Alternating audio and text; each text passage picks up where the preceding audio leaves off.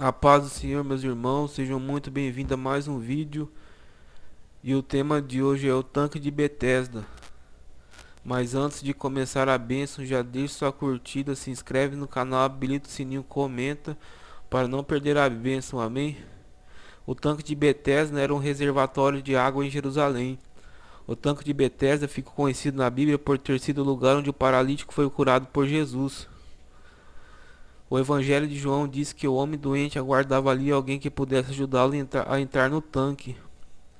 Segundo o texto bíblico, o tanque de Betesda era um local visitado por muitas pessoas enfermas e inválidas.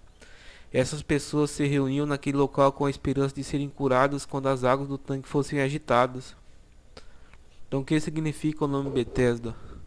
O nome Betesda é uma transliteração de Betesda, que é a forma grega do termo aramaico Bet Asda, que significa casa de misericórdia. Entretanto, variantes textuais lançam certa dificuldade na exata determinação do termo que dá o nome do tanque. Na verdade, o nome Betesma, que vem de Betesata, possui maior comprovação textual. Isso porque o Códice Sinaiticus, o importante manuscrito do Velho Testamento, do Novo Testamento, Eusébio, e um outro manuscrito grego mais posterior, trazem o nome de Betsada ao invés de Betesda. Betsada, segundo o historiador Flávio Joséfo, era um nome de bairro do norte de Jerusalém. Em aramaico, Betzada significa algo como Casa da Oliveira. Alguns comentaristas sugerem de fato o nome do lugar seria Betsata, porém popularmente o tanque era conhecido como Betesda, talvez em referência à tradição acerca das curas que envolviam o local.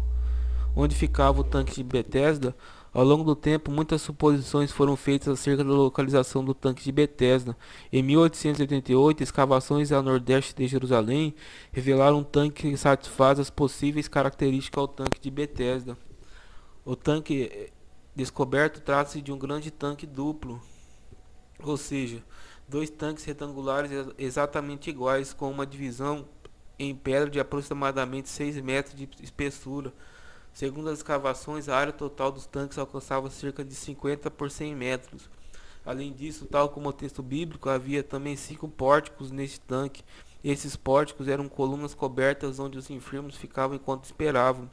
O que mais chama a atenção nesse tanque descoberto em 1888 é uma pintura desbotada na parede que mostra o anjo agitando a água. Talvez isso seja um indicativo de que os primeiros cristãos já consideravam esse tanque como sendo o tanque de Betesda.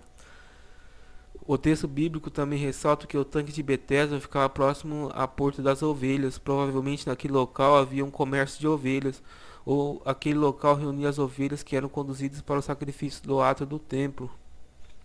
No Evangelho de João narra um dos milagres de Jesus mais conhecidos, glória a Deus. No tanque de Betesda, Jesus curou um homem enfermo que já estava naquela situação há 38 anos. Esse homem estavam entre a grande multidão de doentes e inválidos que aglomerava nos alpendres do tanque de Betesda, aleluia. Todas aquelas pessoas estavam ali em busca de cura. Apesar de ele ser um personagem bíblico muito citado em diversos sermões, nada mais se sabe sobre sua identidade e biografia. O homem anônimo curado por Jesus ficou conhecido simplesmente como o paralítico do tanque de Betesda.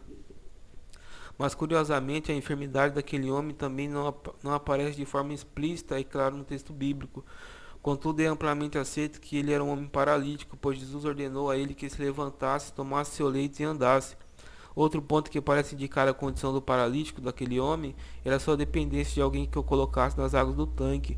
Embora fosse inválido já há 38 anos, isso não significa que o homem estava no tanque de Betesda por todo esse tempo. Os estudiosos discutem se realmente um anjo descia no tanque de Betesda. De fato, essa é uma questão muito difícil e que realmente não oferece uma posição definitivamente conclusiva.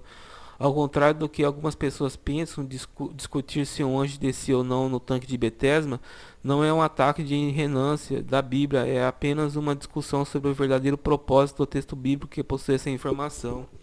O texto do Evangelho de João claramente diz que de vez em quando descia um anjo e agitava as águas do tanque de Betesda. Então o primeiro doente que entrava no tanque, depois que as águas tivessem sido agitadas, era curado de qualquer enfermidade. No entanto, em nenhum dos melhores e mais antigos manuscritos do Evangelho de João possui essa informação. Isso significa que as palavras do versículo 4 do capítulo 5 de João não aparece nas fontes mais confiáveis.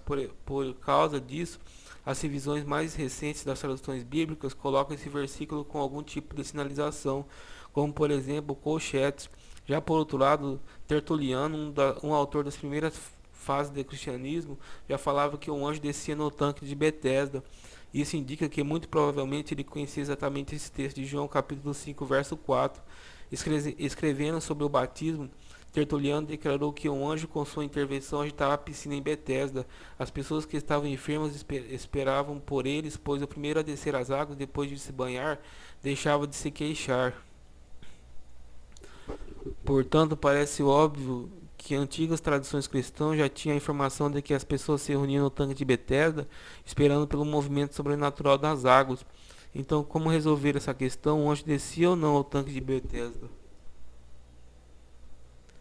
Realmente difícil saber o que acontecia no tanque de Betesda. Os elementos textuais não nos permitem afirmar nem negar definitivamente que um anjo descia e agitava as águas do tanque. Além disso, nenhum outro evangelho cita esse episódio. Também não é possível afirmar conclusivamente que o versículo 4 foi escrito pelo próprio João ou por um copista posterior que apenas acrescentou informações ao texto. No Antigo Testamento, por exemplo, isso é algo comum, mas mesmo que o versículo 4 seja considerado uma nota original do próprio autor do quarto evangelho, ainda assim o problema não é solucionado. Isso porque a descrição do que ocorria no tanque de Betesda não é apresentada no texto como sendo necessariamente a opinião e crença do autor. Glória a Deus, aleluia.